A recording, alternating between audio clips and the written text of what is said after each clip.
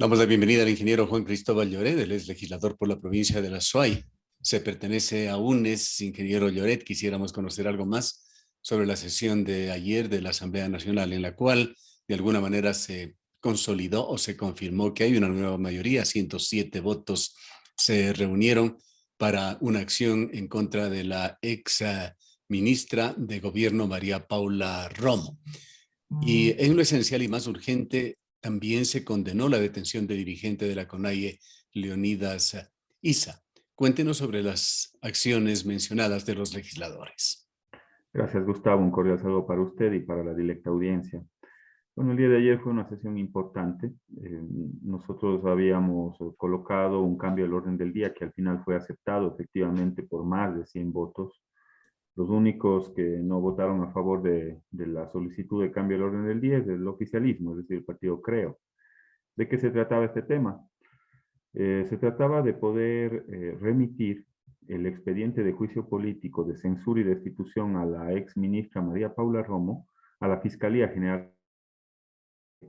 Porque resulta que, si bien es cierto, ha pasado más de un año de ese proceso de juicio político, nunca se remitió al órgano competente para que realice las investigaciones. Entonces, esto es muy complejo porque nunca se ha planteado un proceso investigativo formal desde la Fiscalía por los hechos de octubre que derivaron en el proceso de juicio político a la señora Romo. Yo me doy cuenta porque le pido a Secretaría que me certifique a qué autoridades en el mes de noviembre del 2021, a qué autoridades se les remitió el expediente de juicio político, y la Secretaría me confirma que se remitieron a 6 autoridades. Digamos, la autoridad que tiene que ver con el ámbito jurisdiccional es la presidenta del Consejo de la Judicatura, María del Carmen Maldonado Sánchez, pero nunca se remitió a la Fiscalía General del Estado este expediente, y es motivo por el cual ayer la Asamblea resolvió que se remita de manera formal, porque no puede quedar en la impunidad los hechos que derivaron en la censura y destitución de la señora Romo. No pueden quedar en la impunidad y por lo tanto tenían que remitirse a la Fiscalía General del Estado. Son 106 votos a favor y por lo tanto eso es lo que resolvió la Asamblea Nacional. Ahora, no resulta esto extemporáneo tratándose de situaciones prácticamente de hace 3 años, 2 años y medio. Sí, bueno, son 1 año, 8 meses, me parece, de la censura de la señora Romo. No es Sí, no, yo extemporáneo. me refiero, digamos, cronológicamente a los hechos de octubre, más bien. Sí, bueno, en los hechos de octubre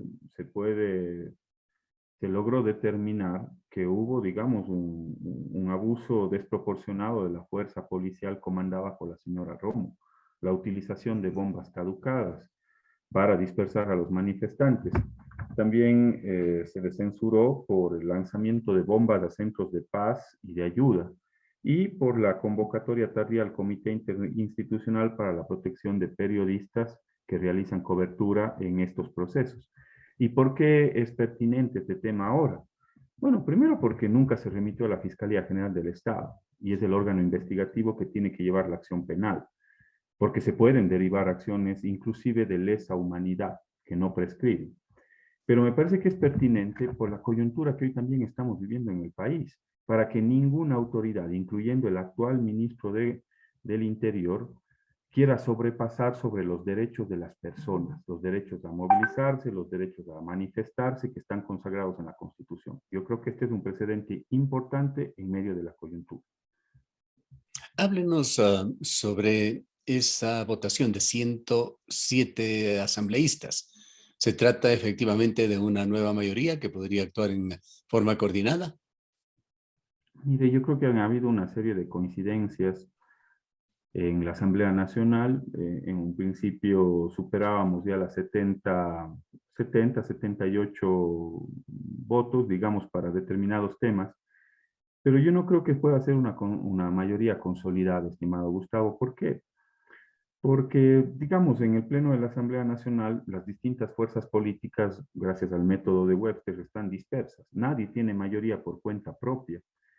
Y, digamos, esas mayorías se han sumado, se han juntado en diversos temas, pero no necesariamente son permanentes. Le pongo algunos ejemplos. En el caso del juicio político, la superintendenta de bancos El Partido Social Cristiano no votó con esa mayoría, por ponerle un ejemplo.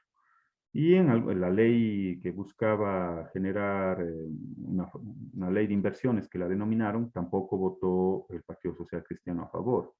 Y en algunas otras votaciones no ha habido la coincidencia, sobre todo de la izquierda democrática y de algunos asambleístas de Pachacutic. Entonces yo creo que ese es volvemos nuevamente a las mayorías móviles en función de temas, en función de la coyuntura política, y es lamentable, digamos, porque al final del día la gente necesita una agenda que refleje las necesidades, los malestares de la ciudadanía.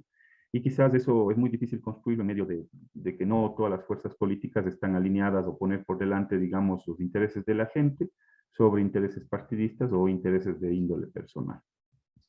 El tema de la actual coyuntura con el paro nacional no ha generado ningún tipo de iniciativa en la Asamblea, porque hay, por otro lado, un proceso paralelo que tendrá que ser ventilado en otro organismo, el Consejo Nacional Electoral.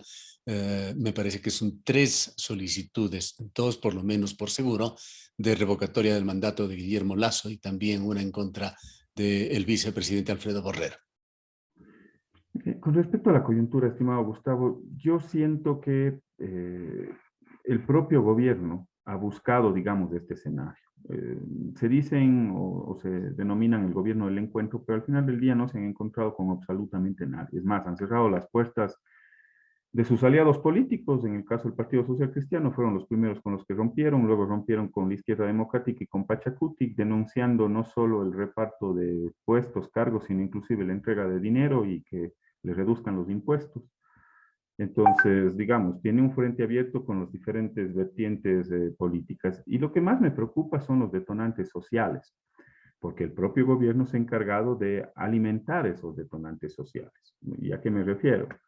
Cuando veta la ley de educación intercultural, ahí estaban todas las reclasificaciones salariales de los maestros. Se abre un frente enorme con los maestros. Cuando manda la ley económica urgente, se abre un frente enorme, inclusive con los propios sectores que lo apoyaron en un inicio y con la clase media, crea nuevos impuestos, $1.000 millones en impuestos. Cuando plantea, digamos, la reducción o la apertura de los mercados, se abre un frente enorme con la producción nacional, la industria nacional y los sectores agrícolas. Las vías destrozadas a lo largo y ancho del país, se abre un frente enorme con los transportistas y la clase media del país. Es decir, el propio gobierno se ha encargado de llevarnos a este escenario, que es un escenario bastante complejo, porque, digamos, los detonantes sociales están ya encendidos, digamos. Tenemos movilizaciones, tenemos paralizaciones en el país, pero es un escenario que el propio gobierno lo ha buscado. Es decir, si no tiene medicinas en los hospitales, si la inseguridad campea, si reducen los presupuestos para salud y educación, si se incumple la propuesta o el plan de gobierno, al final del día tenemos ese como un detonante social. ¿Cuál es? Entonces,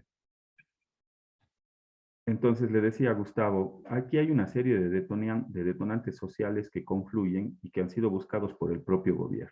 Un gobierno que se ha dedicado a cualquier cosa menos a gobernar. Tenemos un presidente que de los 13 meses que lleva, 12 meses en funciones, tiene 13 salidas fuera del país y no se ha dedicado a gobernar. Entonces, cuando hablamos de salidas, las salidas yo siempre soy partícipe de tener siempre de la mano salidas constitucionales, porque no podría ser de otra forma. Y hay una serie de salidas constitucionales en la medida en la cual creo que todos coincidimos que el país no puede estar paralizado. El país no puede vivir de la conflictividad social como la que estamos viviendo en este momento. Y por lo tanto, ahí ya se activan mecanismos de carácter constitucional que podrían buscar una salida, propiciados por el propio presidente Guillermo Lasso, que yo no sé si es que eso al final del día ocurra. La Asamblea también tiene una serie de capacidades y la ciudadanía también.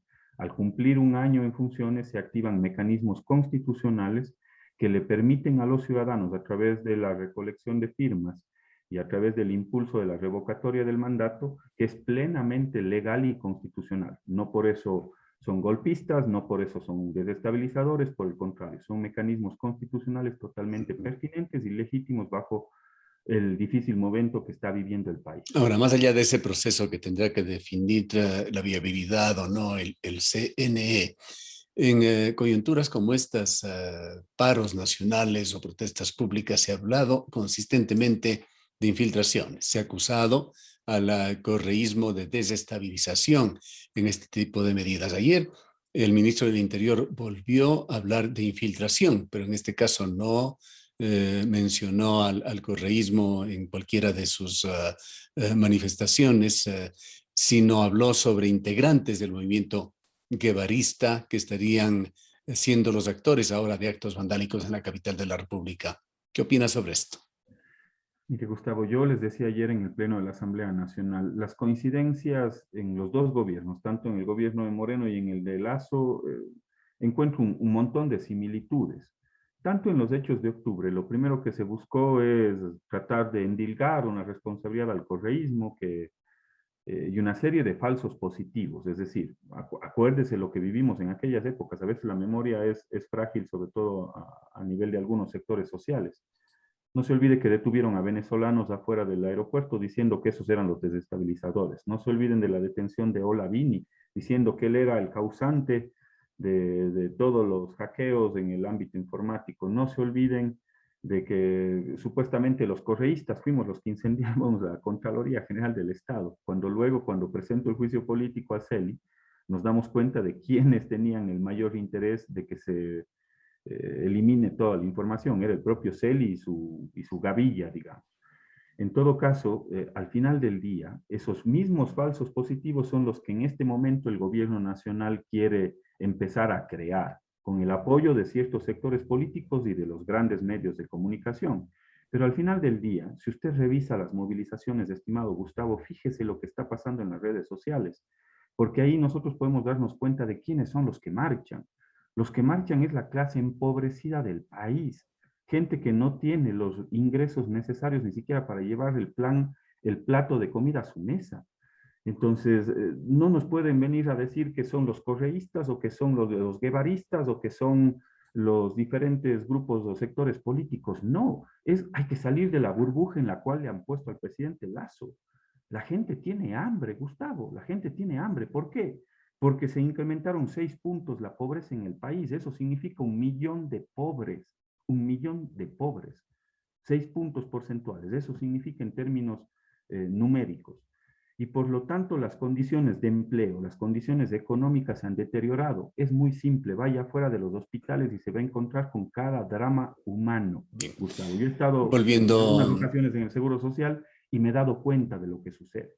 No volviendo a la tienen, Asamblea Nacional, ¿ve usted futuro en esa intención manifiesta de Pachacuti de llamar, de iniciar un proceso, una fiscalización, ha dicho, a los ministros de Gobierno y del Interior por los hechos registrados en este paro? es totalmente pertinente y viable. Esas son las capacidades que también están enmarcadas en la Constitución y en las leyes de la República. No por eso entonces ahora Pachacuti es golpista. No, pues, o sea, son mecanismos constitucionales que están garantizados, el poder fiscalizar a los ministros de Estado. Pero yo creo que, dada la coyuntura, vi un par de tweets hace un momento, un par de tweets, Gustavo, en el cual el propio presidente Guillermo Lasso incluso habla con el Consejo de la Judicatura para que se puedan virar o torcer unas sentencias a favor de Yori, por ejemplo.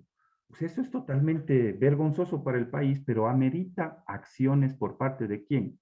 Del legislativo, en el marco de la Constitución. No se puede entrometer de manera grosera para poder intentar o torcer sentencias. Y desde el propio presidente de la República dando la orden a través del señor Murillo del Consejo de la Judicatura. Eso no se le ha visto en el país, pues, estimado Gustavo. Y eso conlleva a que el legislativo tenga que tomar algunas acciones, acciones de carácter de fiscalización y las acciones que están enmarcadas en el marco constitucional. Y no por eso se puede hablar de golpismo ni de desestabilización. Y en cuanto al llamado al ministro de Trabajo, ¿tiene que ver exclusivamente con el caso Furukawa? Bueno, el día de ayer se resolvió que se puede emprender un proceso de juicio político al señor Patricio Donoso como ministro de Trabajo. ¿Por qué? Por una serie de negligencias en el caso de Furukawa. pero muy bien se podrían derivar en otro tipo de acciones o omisiones por parte del propio ministro de Trabajo. Fíjese lo que está sucediendo con los dirigentes artesanales, Gustavo. Usted le conoce a doña Piedad Soto, dirigente de hace más de 20 años, 2, 3 décadas de dirigente.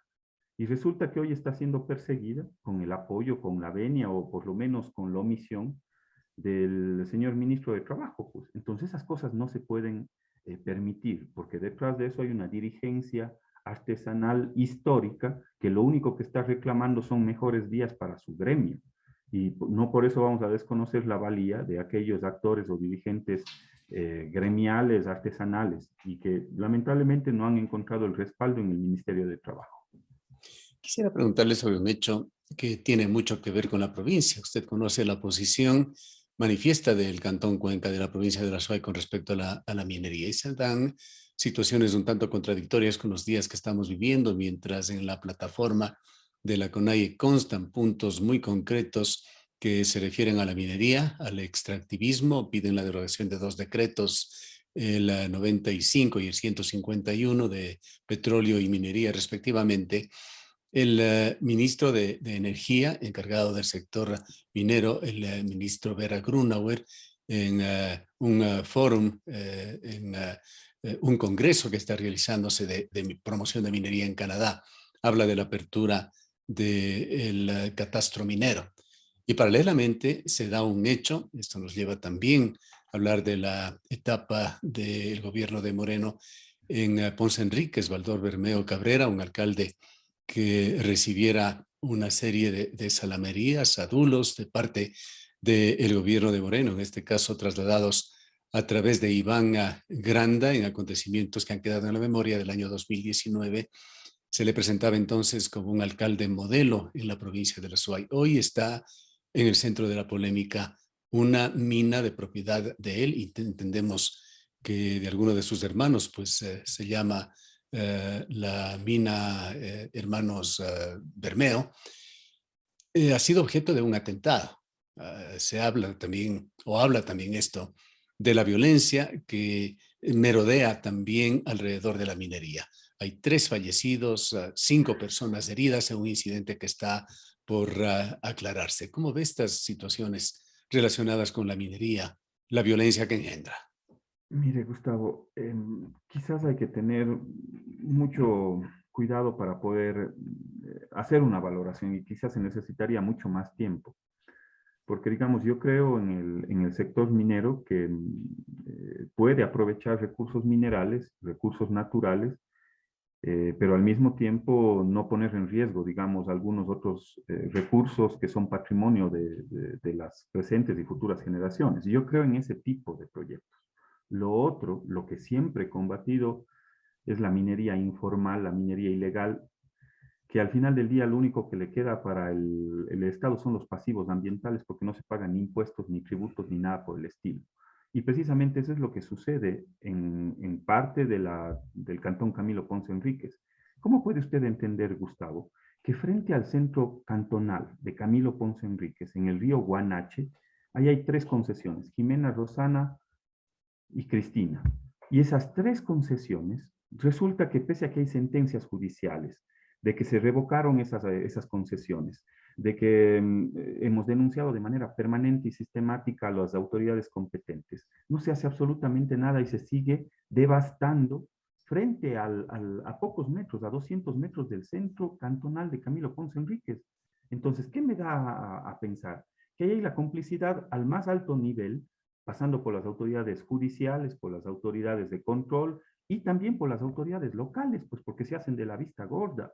Y los últimos acontecimientos en el Cantón Camilo Ponce Enríquez nos tiene que llamar la atención a todos, porque esa mina en la cual lamentable y dolorosamente mi solidaridad para las familias que han sido asesinadas dentro de una mina, hay que mirar los antecedentes, porque esa mina, precisamente en un operativo previo que se hizo hace algunos meses atrás, se encontraron armas de fuego dentro de la mina, y por lo tanto esa concesión o esa mina estaba suspendida.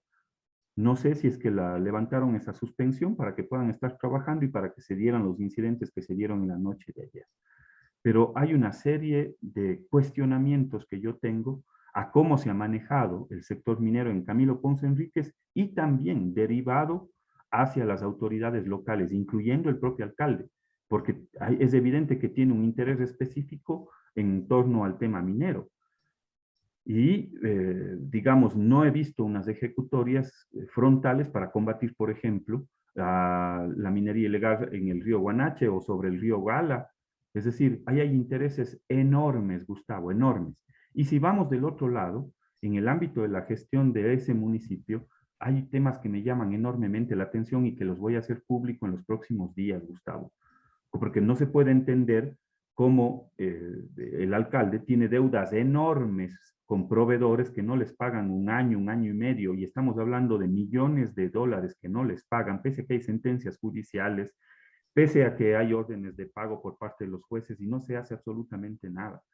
Y por otro lado, vemos cómo se entrega desde vehículos, motocicletas y todo, y todas las dádivas que significa el entregar esos regalos a diferentes comunidades, a diferentes funcionarios por parte de la administración municipal. Entonces esas cosas no se entienden. Bien.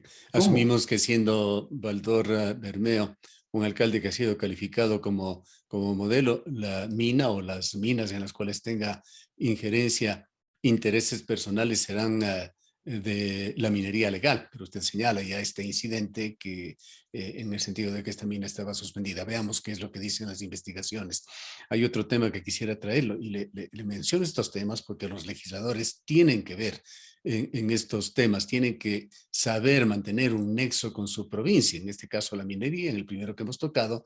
El otro es el Instituto Ecuatoriano de Seguridad Social, que está generando tanta preocupación y angustia a los ecuatorianos. Sabemos todo lo que está sucediendo, no es el momento para ponernos al día, pero se encuentra en una profunda crisis de organización y una crisis estructural como institución el IES. Mientras tanto, aquí en la ciudad de Cuenca hay denuncias que fluyen, que son de conocimiento de administradores y también de dirigentes de los jubilados como de los afiliados. Ciertos privilegios que se viven allí con sujetos identificados, como por allí se mencionan en varias denuncias a Rosa Argudo como un eje en una serie de acciones de intereses cruzados en los cuales predominan intereses personales en el Instituto Ecuatoriano de Seguridad Social.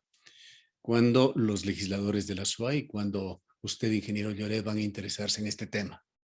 Bueno, gracias, Gustavo. Nos hemos venido interesando durante los últimos meses en un proceso de fiscalización muy serio. Gracias a este legislador se ha llevado adelante un proceso de fiscalización a la seguridad social. Hay un informe de la Comisión de Salud con una serie de conclusiones y recomendaciones pedido por este legislador. ¿Por qué? Porque hemos visto, digamos, una serie de deficiencias dentro del sistema de seguridad social. Pero no solo eso, me llama la atención, digamos, una serie de prebendas, una serie de actos que podrían ser ceñidos con la ley. Y pasando, por supuesto, por falencias en el orden administrativo. De la información que pude recabar, no la tengo a la mano, pero tengo algunos datos en mi memoria. Resulta que en el Azuay les deben más de 30 millones de dólares a los prestadores Tercerizados. externos. Y resulta que van más de un año y no les pagan. Entre los prestadores externos están Sol, que están las clínicas privadas, y están médicos particulares. Y resulta que desbarataron el primer nivel de atención de salud, porque digamos, el IES no tiene capacidad, no tiene primer nivel de atención de salud, tiene que derivar hacia clínicas, hacia médicos particulares. Y resulta que al final del día no les pagan más de un año, y como no les pagan más de un año, ya terminan los contratos y resulta que no hay primer nivel de atención. Dice, vamos a dar atención con la capacidad que tengamos. Y resulta que la capacidad que tienen es totalmente insuficiente para la región del país. Entonces, ahí hay un hecho cierto, no se les paga más de 30 millones de dólares. Sale el ministro de Finanzas y dice que que han acordado un plan de pagos y dice que les van a dar 120 millones de dólares, que ya les dieron 120 millones de dólares y que son 140. Pero resulta que en el presupuesto del IES había más de 200 millones de dólares que debían cobrarle del Fondo de Salud y que no se ha pagado por parte del Ministerio de Economía y Finanzas. Entonces, no es ninguna novedad. que se les haya entregado 100 millones de dólares, ya estaba previsto que les entreguen 200, no solo 100. Entonces son algunas de las cosas que nos llevan a pensar que, dada la coyuntura que estamos viviendo, el gobierno no tiene las capacidades necesarias ni sus funcionarios para ponerse al frente de las instituciones que necesitan acciones concretas, inmediatas. No puede Mientras ser tanto, posible. el sistema de salud hace agua por todo lado. Imposible o sumamente difícil conseguir un turno. Un turno oportuno es una situación casi de milagro allí.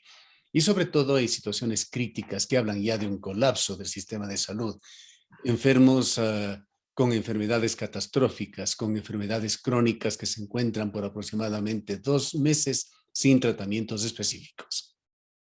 Totalmente, Gustavo. Y eso es lo que ha motivado, digamos, a poner algunas acciones en la Comisión de Salud. En un principio, el presidente de la Comisión de Salud de la Izquierda Democrática, totalmente reacio, resistente, muy cercano al gobierno, pero ya hay cosas que no se pueden ocultar.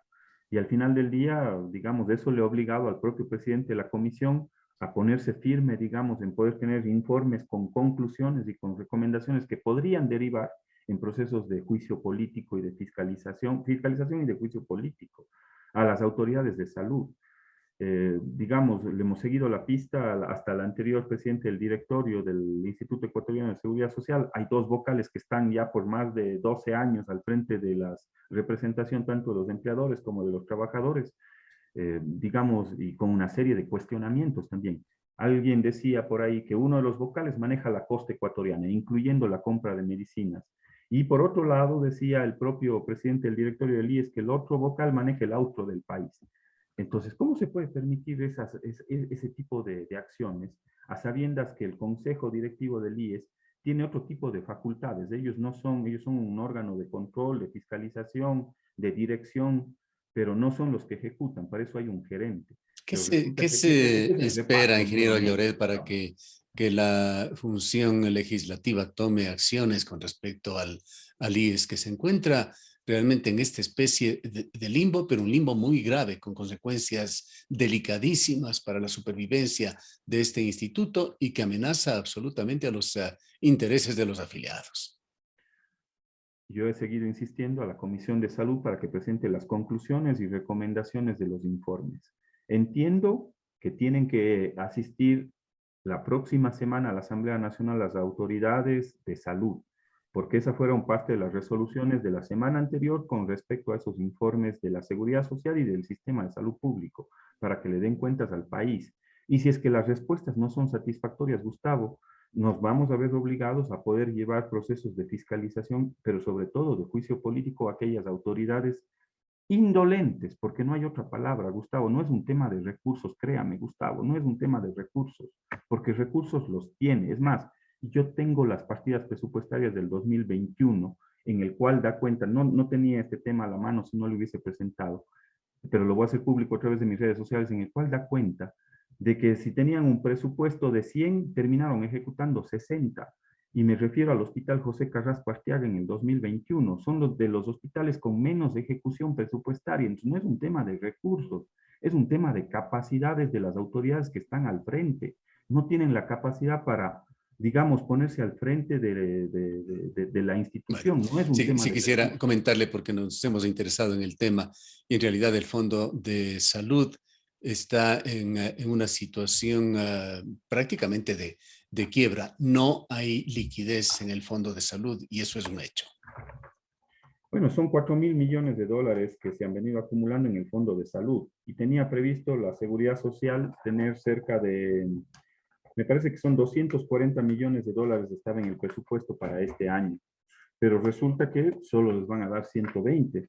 Entonces, hay un déficit en el Fondo de Salud, un déficit que si bien es cierto, yo debo decirlo, es un déficit de hace 8 o 10 años atrás, pero se ha agudizado ¿cuándo? A partir del 2017, si la deuda era de 200 o 300 millones de dólares, esa deuda se incrementó en los últimos 5 años dentro del Fondo de Salud. Entonces, este sí es, si bien es cierto, es un problema histórico, pero para hacerle frente se necesita autoridades con capacidades y eso es lo que no veo en este gobierno.